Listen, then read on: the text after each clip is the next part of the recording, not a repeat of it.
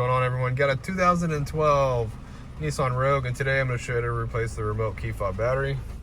So the first thing you're going to want to do is remove the emergency key out of the bottom of the remote. You have a switch right here. They're going to slide to the right, and you can pull the emergency key out.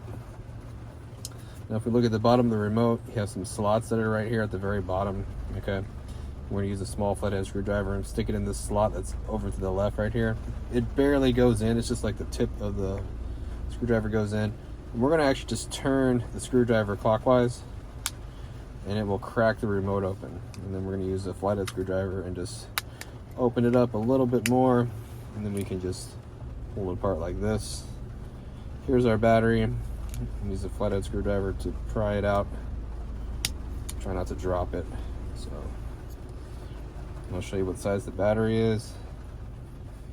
Battery size is going to be a CR2025, and I'll repeat that down in the description box. I'll have that part number and a link to take you to Amazon where you can get a battery if you need one.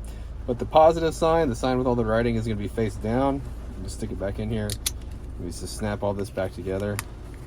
All right, and emergency key goes in, and we're all done. Hope the video was helpful. If it was, appreciate it if you hit that like button and leave me a comment. Hope to see you again in another video.